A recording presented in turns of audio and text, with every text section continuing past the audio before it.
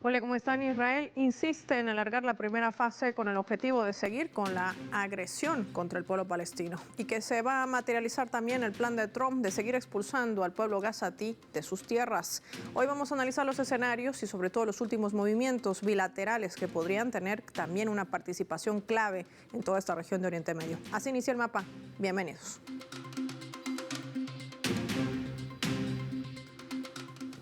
Les proponemos desplegar nuestro mapa y revisar algunos datos claves para poder entender todo este panorama. Franja de Gaza, Israel está violando el acuerdo. Vamos a desplegar nuestro habitual mapa mundi. Identificamos allí de color naranja a Palestina. A pocos días de culminar la primera fase del alto al fuego acordado entre el ala de resistencia palestina Hamas e Israel, que tenía una duración de 43 días. Se sigue denunciando el incumplimiento constante que ha hecho el régimen sionista.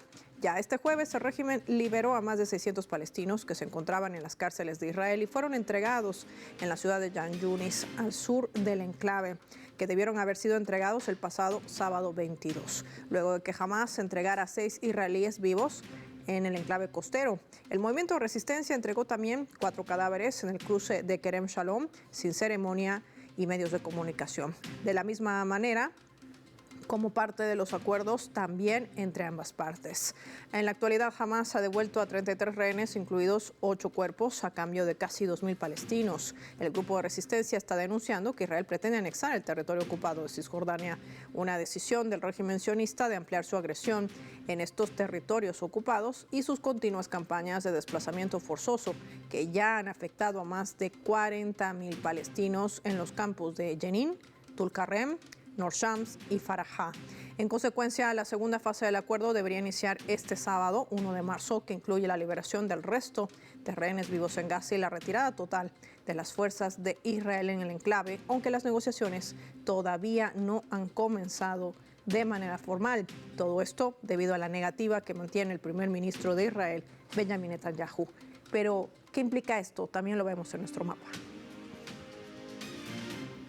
59 palestinos han muerto en cárceles que Israel aún mantiene en su poder en territorio ocupado desde que ha intensificado el genocidio contra el pueblo gazatí el 7 de octubre del año 2023. Se estima que 38 estaban también recibiendo torturas. Se ha denunciado el mal estado de salud en los que han sido devueltos estos palestinos. 456 han sido entregados en la madrugada hacia el hospital de Khan Yunis, al sur de Gaza. Algunos no pueden ni siquiera caminar debido a las golpizas que han recibido por parte del ejército de Israel. Se habla también de abusos sexuales y hasta torturas psicológicas. El Ministerio de Salud en Gaza ha confirmado la muerte de al menos 48.000 palestinos, mientras que 111.000 han resultado heridas. La cifra asciende a más de 61.000 si se incluyen los que están aún atrapados entre los escombros. Cerca del 90% de la infraestructura en el enclave costero está destruida. Vamos a analizar los escenarios y lo que puede significar también la negativa de Netanyahu de iniciar una segunda fase de este acuerdo, que recordemos fue ampliamente negociado en Qatar. Vamos a recibir en primera instancia, nos acompaña en directo desde la Argentina, Omar Floyd, analista internacional. Aquí recibimos en el mapa. Gracias por su tiempo para Telesur. Bienvenido. Buenas, un saludo a la audiencia. Omar, ¿por qué no habilitar la segunda fase? O la pregunta mejor sería, ¿por qué Netanyahu quiere seguir ampliando esta primera fase? Bueno, en principio hay que pensar que el logro de haber liberado, digamos, cierta cantidad de prisioneros palestinos en Israel para el Frente de Resistencia Islámico, que está encabezado por Hamas, representa, digamos, una victoria política sobre Netanyahu, ¿no? Más allá de la masacre que está en curso, todo el proceso de las negociaciones erosionó bastante lo que es la coalición que sostiene en el gobierno a Netanyahu. Me parece que el acercamiento de los últimos días a las posiciones extremistas de Trump, que hablan abiertamente de una limpieza étnica, y digamos, abrir espacio a que después de la liberación de los detenidos, el intercambio de rehenes y la finalización de esta primera etapa, va a venir una nueva ofensiva israelí que se presenta todavía como más fuerte que la anterior y que no se detuvo en ningún momento, sino que se intensificó, no en Gaza, pero sí en la zona de Cisjordania, donde ya se cuentan por decenas, solo en este año, la cantidad de palestinos asesinados por Israel, nos da cuenta de una necesidad de Netanyahu no solo de poner fin, digamos, a las negociaciones, sino también de radicalizar su postura a futuro. Y en este escenario no entra lo que vendría a ser una negociación, una segunda ronda de negociaciones. Digamos, esto, digamos, obviamente le genera también conflictos importantes a el propio Netanyahu, no solo con los miembros de su coalición, sino con, digamos, un factor que es muy importante, que tiene cierta, digamos, que cambia frecuentemente, que es la opinión pública israelí. Digamos, últimamente estuvimos siguiendo acá en Argentina, en lo central de la prensa, por ejemplo, lo que fue el tratamiento del caso de la familia Vivas, que es una familia secuestrada que muere, digamos, en las primeras semanas del conflicto, producto de un ataque israelí, probablemente, ¿no? Uno de los rehenes. Son entregados, digamos, los cuerpos como parte de las negociaciones, y hubo una campaña muy importante para, bueno, a mostrar a los palestinos como asesinos de niños, pero rápidamente, digamos, esta visión empieza a ser contrastada con la visión de los familiares, de la propia familia Vivas, que dicen que no se use el nombre de su familia para intensificar el conflicto, y que, digamos, la prioridad tiene que estar no en destruir la franja de Gaza, sino en liberar a los rehenes que todavía están en poder del Frente de Liberación Islámica. Sí, ¿no? sí, eso dentro de la narrativa que maneja Israel, por cierto. Pero ¿qué implicaría la habilitación de una segunda fase para el pueblo gazatí, para el pueblo palestino, a tu criterio? Bueno, en principio la habilitación de segunda fase implicaría que Israel tiene, digamos, algunos límites para seguir avanzando, que toda la retórica que se viene llevando adelante en torno a la intensificación del conflicto, digamos, viene a ser de alguna manera puro humo, como se dice, en relación a que el objetivo estratégico de Israel, que es desmantelar a Hamas, y lo dijo desde un principio, digamos, no se puede cumplir, y no solo no se puede cumplir, sino que tienen que reconocer a la agrupación que lidera el Frente de Liberación Islámica como un actor importante desde el punto de vista como un interlocutor válido, digamos, porque es a través de Qatar siempre, ¿no? Pero, digamos, la organización con la que están negociando. En otro sentido, para Gaza, hay una discusión muy importante, digamos, que tiene que ver no solo con, bueno, la posibilidad de que se inicien estas negociaciones o que se intensifique el conflicto, que las dos posibilidades están abiertas, y también está abierta la posibilidad de que no haya una segunda ronda de negociaciones, pero tampoco haya una ofensiva de la misma característica sobre Gaza, ¿no? Digamos, están abiertos los escenarios, pero, digamos, a nivel general hay que pensar cómo esto afecta a la política hacia el interior, digamos, de la organización palestina, ¿no? Sabemos que están divididas las organizaciones, que no es la misma la política que se lleva adelante desde Cisjordania a través de la Autoridad Palestina que la política que se desarrolla en Gaza. Los israelíes han sido especialistas en explotar estas diferencias, ¿no? Inclusive con grupos como la Yihad Islámica, que eran los que tenían gran importancia en los campos de refugiados que se están desmantelando en el norte de Cisjordania, ¿no? A ese aspecto hay que darle mucha importancia, porque Trump en sus declaraciones no solo habló de Gaza, sino que también habló de Cisjordania, y que en un proyecto futuro también planea extender su concepción de limpieza étnica hacia ahí, ¿no? Y bueno, estas divisiones que hay al interior del pueblo palestino también, digamos, hay que pensarlas como problemáticas para el futuro, ¿no? Bueno, en realidad esta segunda fase también apunta a que Estados Unidos y sobre todo Israel traten de decidir quién podría gobernar el enclave costero, violando la autodeterminación y la soberanía de un pueblo palestino. Agradecer a nuestro invitado Omar Floyd. Ahí está el criterio de nuestro invitado respecto a este tema que hoy aborda el mapa. Vamos a marcar nosotros una pausa y lo hacemos revisando nuestra escala.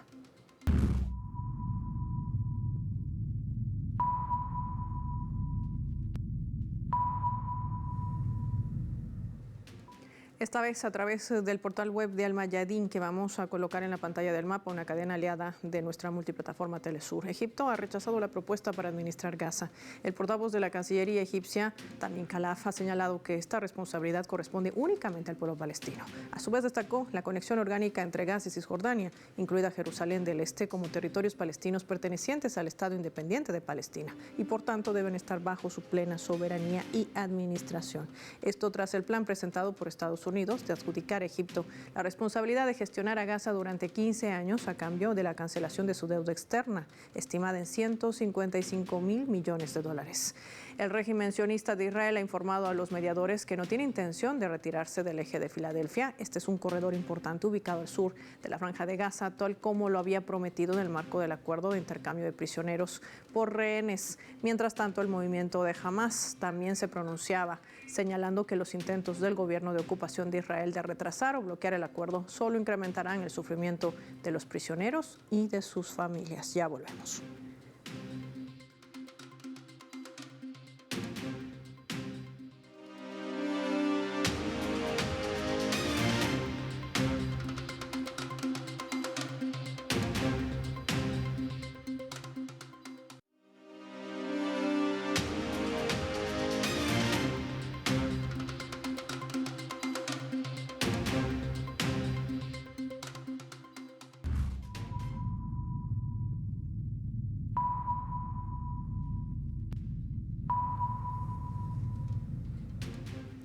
Vamos a sumar otro elemento también para el análisis a través de la fotografía. Este es un collage y es que el movimiento Resistencia Islámica Hamas viene denunciando ante el Comité Internacional de la Cruz Roja por la entrega inhumana y brutal de los cadáveres de palestinos por parte del régimen sionista.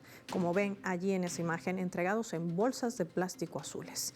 Israel está vulnerando el acuerdo de alto al fuego que entró en vigor en el enclave desde el pasado 19 de enero. Los cadáveres de los palestinos son entregados así, de una forma humillante, en bolsas de plástico, lo que contraviene los estándares internacionales. De igual modo, las organizaciones de derechos humanos abogan por políticas que aseguren el retorno digno de los cuerpos y el respeto a las prácticas culturales en torno al duelo. Alrededor de las imágenes, lo que vemos es el asesinato, la masacre de más de 18,000 niños, de estas más de 41,000 víctimas que ha tenido consigo el régimen de Israel tras ataques y bombardeos incesantes desde el 7 de octubre del 2023.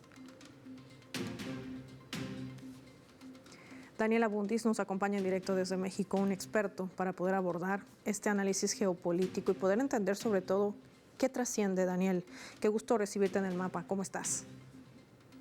Como siempre, un gusto, Paola, para poder dar seguimiento un poco a la brújula en los territorios ocupados. Estas imágenes que hablan por sí solas, la entrega de cuerpos de carácter absolutamente inhumano, violatorio también a los principios y preceptos de la moral y las costumbres de un pueblo árabe como es el palestino, y también la destrucción masiva, viviendas, nuevos encarcelamientos, secuestros, asesinato de niños, más de 18,000. Pero Trump sigue empeñado no solamente en desplazar forzosamente a estos palestinos, sino inclusive hace alusión en sus redes sociales de construir un Trump Gaza, un balneario de súper lujo. La gran pregunta es, ¿este es el costo? Sin duda me parece que estamos enfrentando una sinrazón por parte de la comunidad internacional. Trataré de tocar estos dos puntos que bien planteas, Paola. Primero, lo inhumano en función que se ha hecho viral no en todos los medios, hay que decirlo, pero sí en algunas cadenas, la manera en cómo han sido entregados los cuerpos de palestinos y palestinas, como bien lo comentabas, esto que vulnera también esta conexión con la tierra del pueblo palestino y las tradiciones musulmanas, porque sabemos que los musulmanes han de ser enterrados solamente con algo blanco y directo a la tierra. Había una escasez particularmente de lienzos blancos para que pudieran ser enterrados las y los palestinos, y a esto se le suma particularmente, bueno, lo anterior debido al bloqueo por parte de Israel, y lo segundo, pues esta falta de humanidad por parte del Estado de Netanyahu, en donde pues hemos observado estas prácticas de manera recurrente, y esto pues también pone a colación lo grave, que es sumamente grave y que de nuevo denota esta mutis por parte de la comunidad internacional, donde parece un mal chiste, pero también es una burla, no solamente para el pueblo palestino, sino para la inteligencia humana. Ver el video a través de inteligencia artificial que el presidente norteamericano Donald Trump posteaba en sus redes, y en donde a través de la inteligencia artificial él y Elon Musk hacían una sátira, porque eso es una sátira del pueblo palestino, vinculando justamente esta idea de convertir no solamente Gaza, sino otras partes de Palestina en una riviera, lo cual, pues ciertamente, pues como lo hemos venido diciendo, no solamente violenta el derecho internacional, aumenta esta lógica de la limpieza étnica, aumenta también una narrativa en donde pues es contraproducente al derecho internacional, es violatorio del derecho internacional obligar a desplazarse a cerca de 3 millones de personas en medio, como lo sabemos, de más de 60,000 personas justamente asesinadas por el Estado de Israel en los últimos meses. Sin lugar a dudas, esto pone de manifiesto una alarma, ¿no? Y en medio también, como lo decía el colega con anterioridad, de un recrudecimiento del que poco se habla al norte de la Cisjordania ocupada. Daniel, te quiero proponer que revisemos juntos la leyenda para poder entender también otra clase de jugadores que tienen que involucrarse o no dentro de la situación que aqueja al pueblo palestino, a propósito también de estas negociaciones que se colocan sobre la mesa, y estoy hablando de Estados Unidos y Rusia. Veamos.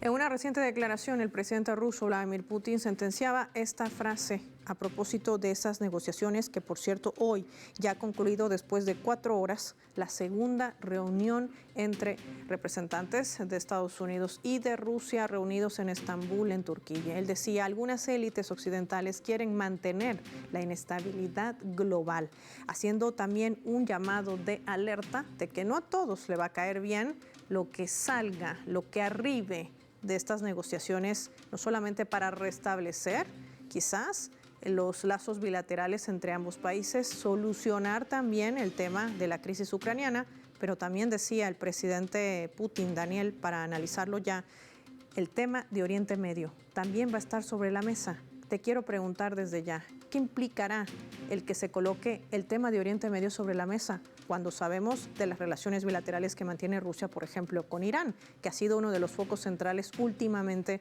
de la administración de Trump y es uno de los objetivos latentes también de la administración de Benjamin Netanyahu? ¿Qué decir sobre esto? Me parece fundamental que se retome, pero que se retome desde una manera, digamos, estructural, Paola, porque desafortunadamente se está atendiendo de manera coyunturalista el tema de Gaza, y responde particularmente a las necesidades, sí, del cese al fuego, sí, particularmente de la reconstrucción, donde sabemos que pues esto tomará décadas por el nivel de devastación que ha dejado la ofensiva israelí.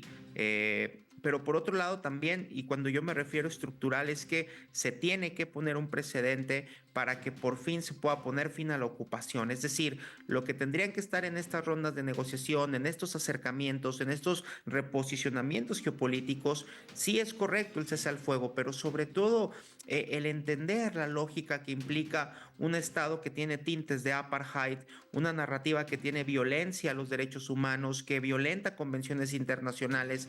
Me parece que por ahí pasa el verdadero reto, y ciertamente los rusos, que de alguna manera que tienen el frente abierto en Ucrania, pueden reposicionar una narrativa junto con la República Islámica de Irán y algunos otros actores, como el gobierno chino, que en el discurso abiertamente ha declarado un posicionamiento a favor de la lógica, a favor de la narrativa de los dos estados. Pero entonces habría que cuestionar el cómo de los dos estados, con una continuidad geográfica, con el reto que implica la reconstrucción de Gaza, con el tema de los asentamientos israelíes que son ilegales y que implican 1 millón de personas, con el tema sobre todo también del derecho de retorno, que es fundamental, que es inalienable y que no se han tocado, que no se ha tocado desde la conferencia de paz en Madrid del 91 y que sería fundamental que se pudiera recuperar por otros actores, particularmente sí Rusia, particularmente sí la República Islámica de Irán, el gobierno chino me parece importante, sobre todo para que esto pueda ser un contrapeso en medio de este auge de las políticas de extrema derecha, no solamente en Estados Unidos en la figura de Donald Trump, pero ya veíamos también lo que está pasando en Alemania y no hay que olvidar que Alemania pues es el segundo socio estratégico en materia militar del Estado de Israel después de los Estados Unidos. Ahí está una radiografía completa que nos brinda Daniel Abundis para poder entender qué implica toda esta estrategia de seguir alargando la primera fase del acuerdo, negarse a entregar el corredor de Filadelfia, que es otro punto clave también en Gaza, y con ello también el trato inhumano que siguen recibiendo millones de palestinos anegados en esa cárcel del cielo abierto, en ese gueto como es Gaza. Gracias, Daniel, por tu tiempo y compartir tu análisis con nuestros televidentes del Mapa. Vamos a finalizar el programa revisando nuestro vector.